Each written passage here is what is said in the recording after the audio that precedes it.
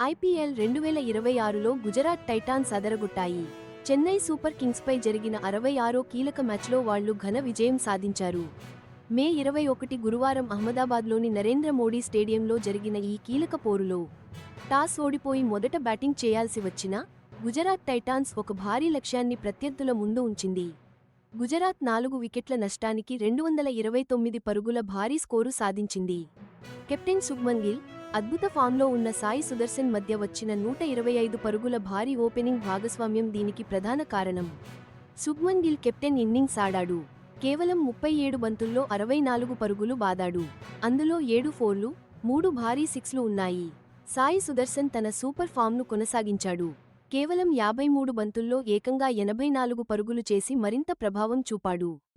7 ఫోర్లు, 4 సిక్స్లతో చెలరేగిపోయాడు. ఈ ఇద్దరి భాగస్వామ్యం జట్టుకు పటిష్టమైన పునాది వేసింది. వాళ్ళిద్దరి భాగస్వామ్యం వేసిన పటిష్టమైన పునాదిపై ఆ తర్వాత వచ్చిన జోస్ బట్లర్ ధాటిగా ఆడాడు. కేవలం 27 బంతుల్లో 57 పరుగులతో అజేయంగా నిలిచి టైటాన్స్ను దాదాపు ఛేదించలేని స్కోరుకు చేర్చాడు. దీంతో మైదానంలో ఉన్న ప్రేక్షకులంతా ఉర్రూతలూగిపోయారు. మరోవైపు 230 పరుగుల భారీ లక్ష్యాన్ని ఛేదించేందుకు బరిలోకి దిగిన చెన్నై సూపర్ కింగ్స్కు ఆరంభం ఏమాత్రం బాగోలేదు. గుజరాత్ క్రమశిక్షణతో కూడిన పదునైన బౌలింగ్ ధాటికి వారి టాప్ ఆర్డర్ పూర్తిగా కుప్పకూలింది. వరుసగా త్వరగా వికెట్లు కోల్పోవడంతో వారి జోరుకు పూర్తిగా బ్రేక్ పడింది. పవర్ ప్లే ముగిసేసరికి 4 వికెట్ల నష్టానికి కేవలం 58 పరుగులు మాత్రమే చేసి చెన్నై ఒక ప్రమాదకరమైన స్థితిలో నిలిచింది. ఈ ఘన విజయం గుజరాత్ టైటాన్స్కు చాలా కీలకమైన పరిణామాలకు దారి తీస్తుంది. ఇది ఐపీఎల్ 2026 సీజన్ అంతటా గుజరాత్ టైటాన్స్ పటిష్టమైన ప్రదర్శనను, అద్భుతమైన పోరాట పటిమను హైలైట్ చేయడమే కాకుండా ప్లేఆఫ్స్లో కీలకమైన టాప్ -2 స్థానంలో నిలిచే అవకాశాలను గణనీయంగా పెంచుతుంది.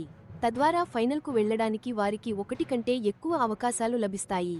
ఇక చెన్నై సూపర్ కింగ్స్ విషయానికి వస్తే ఈ ఓటమి వారి ప్లేఆఫ్స్ ఆశలను దాదాపు పతన అంచుకు నెట్టేసింది.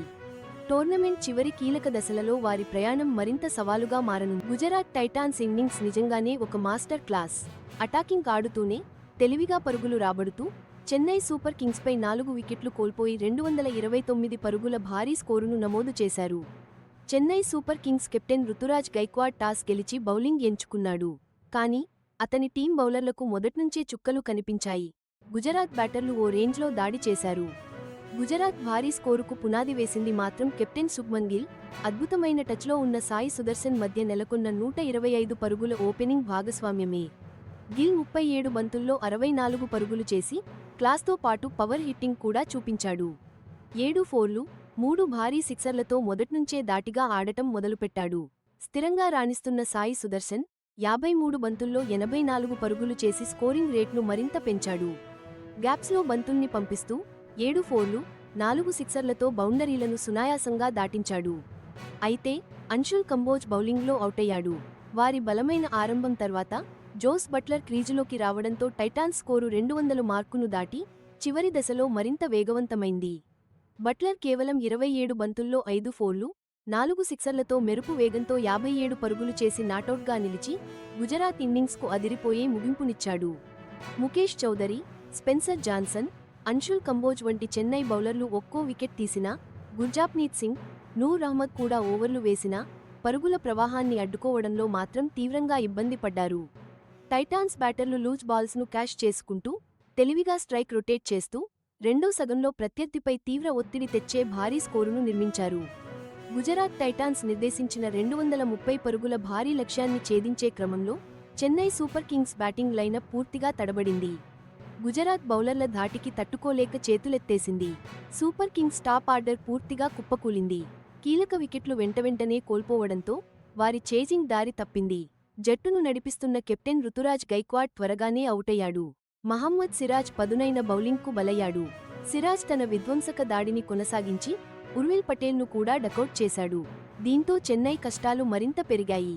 సిరాజ్ ఒక్కడిదే కాదు, కగిసో రబాడా కూడా తన ప్రభావం చూపించాడు. ముఖ్యంగా మాథ్యూ షాట్ను అవుట్ చేసి టైటాన్స్ పేస్ బౌలింగ్ బలాన్ని చాటి చెప్పాడు. ఇలా వెంటవెంటనే వికెట్లు కోల్పోవడంతో పవర్ ప్లే ముగిసేసరికి చెన్నై 58 పరుగులకే 4 వికెట్లు కోల్పోయి కష్టాల్లో పడింది. ఇంత భారీ లక్ష్యాన్ని ఛేదించడంలో ఈ స్థితి నుంచి కోలుకోవడం చాలా కష్టమనిపించింది. ఇన్నింగ్స్ సాగుతున్న కొద్దీ చెన్నై పరిస్థితి మరింత దయనీయంగా మారింది. భారీ అంతరాన్ని పూడ్చడానికి అద్భుతమైన ప్రయత్నం అవసరమైంది. ఒకానొక దశలో కేవలం 78 బంతుల్లో 158 పరుగులు చేయాల్సిన స్థితికి చేరింది. శివం దూబేతో సహా కొంతమంది బ్యాటర్లు ఇన్నింగ్స్ను నిలబెట్టి స్కోరు బోర్డును ముందుకు కదపడానికి ధైర్యంగా ప్రయత్నించినా సిరాజ్, రబాడా నిలకడైన ఒత్తిడి, అద్భుతమైన ఫీల్డింగ్తో కలిసి వారిని నిలువరించింది. ఫలితంగా ఎలాంటి పెద్ద రికవరీ గానీ, నిలకడైన భాగస్వామ్యాలు గానీ ఏర్పడలేదు. ఈ మ్యాచ్ ఫలితం చెన్నై సూపర్ కింగ్స్ ప్లేఆఫ్ ఆశలకు గట్టి దెబ్బ కొట్టింది. వారిని దాదాపు నిష్క్రమణ అంచులకు నెట్టివేసింది. నాకౌట్ దశకు చేరుకోవాలంటే ఇతర మ్యాచ్ల ఫలితాలపై పూర్తిగా ఆధారపడాల్సిన పరిస్థితిని సృష్టించింది. మరోవైపు గుజరాత్ టైటాన్స్ సాధించిన ఈ ఘన విజయం ప్లేఆఫ్లలో అగ్రస్థానం కోసం వారి వాదనను బలపర్చింది. ప్రతిష్టాత్మక ఫైనల్కు చేరుకునే వారి అవకాశాలను